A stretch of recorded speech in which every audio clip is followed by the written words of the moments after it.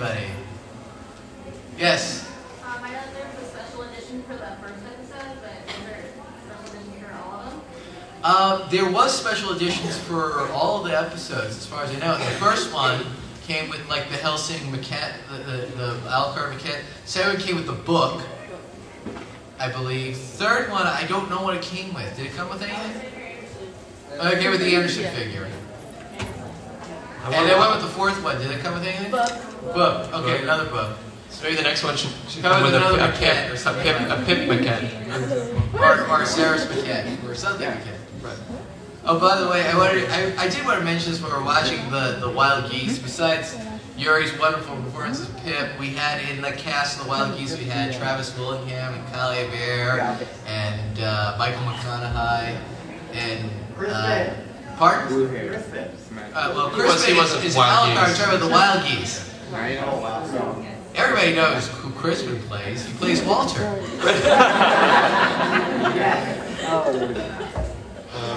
Yeah, I'm sort of embarrassed now that that those guys are backing me up. You know, those guys should all be on the front lines. Well, you know, you send them out to the front. You're like, Right, you collect the cash, and they're like, you guys, all right, I would watch you from the back. You look much better from back here anyway. You have such a beautiful ass. Travis Willingham, shake it a little bit. Very nice, thank you. All right, question over there. Thank you. Seriously though, dude's hot. Travis is hot. Yes. And I don't really have a reason to watch it, so can you give me one? It's awesome. What other reason do you need? It's awesome. It has vampires. I think there are very few animes that transcend, sort of actually reach out beyond the anime fandom.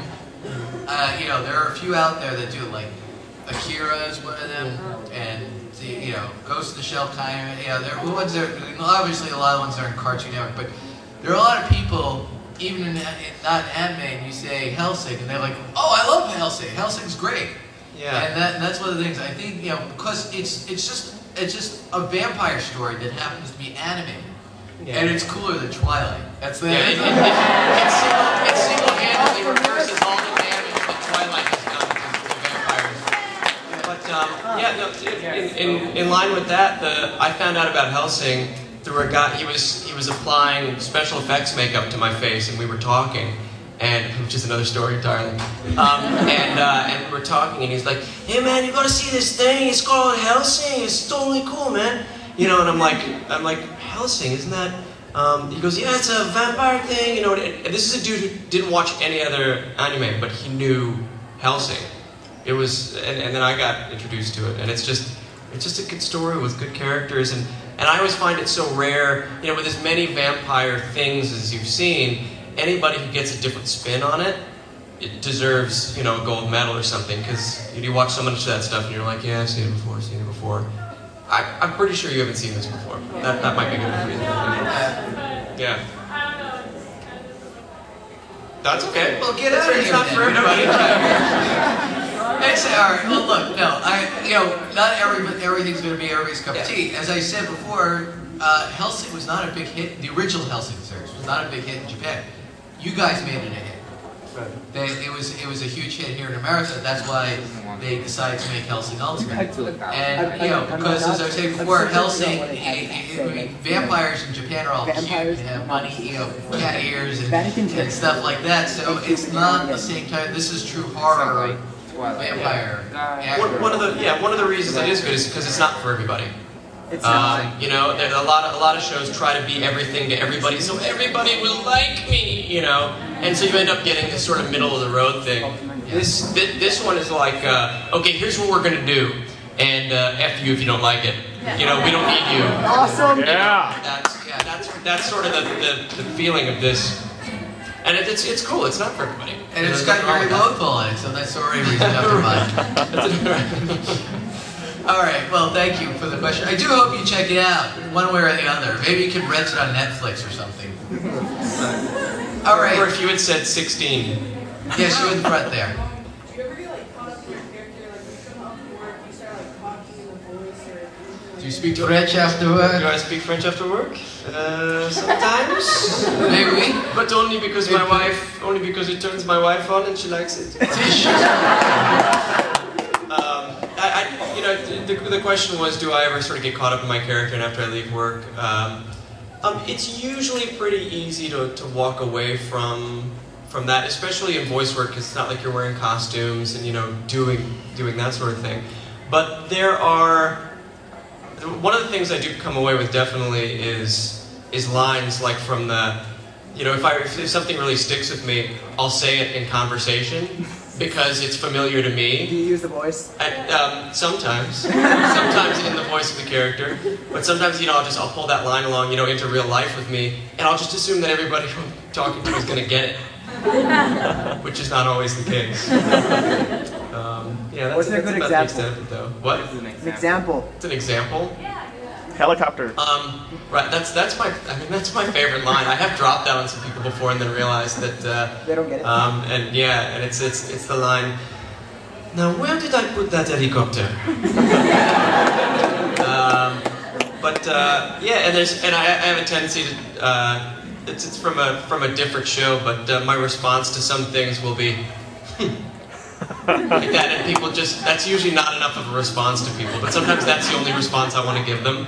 Yeah, you can't do that in polite conversation. Yeah, they don't respond that well. I usually get punched. All right, another question. Yes, over there. Okay, I have a question for Mr. Pitt there. Yes, we.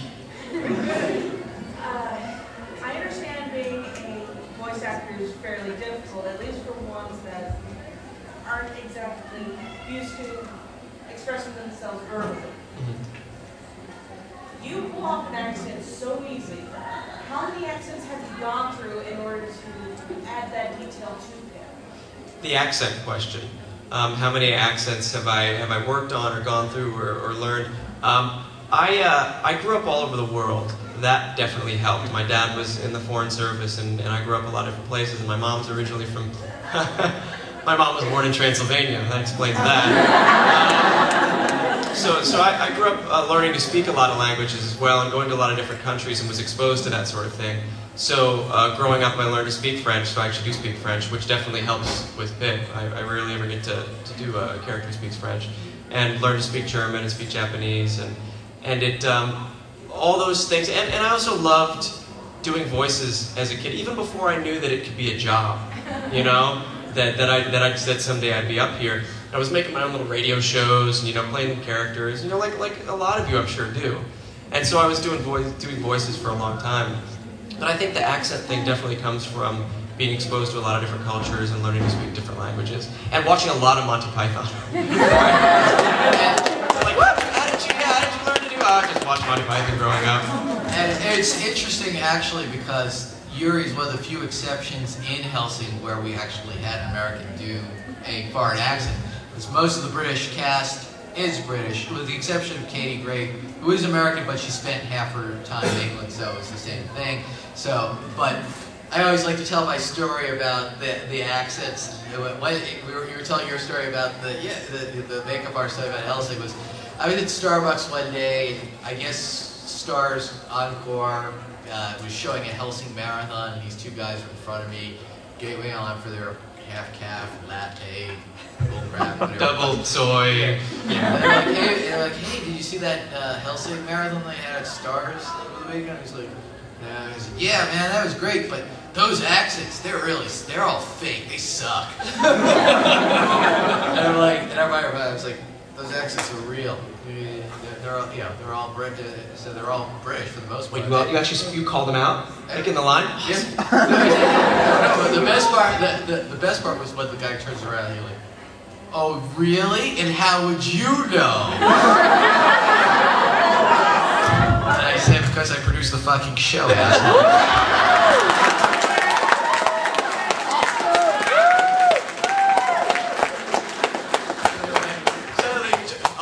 Backpedaling. Oh well, that was really great. I like that shit. I'm sorry, Mr. Klein. Can I buy you a half-calf double latte soy stupidino, whatever? Thank you for that question. That was awesome.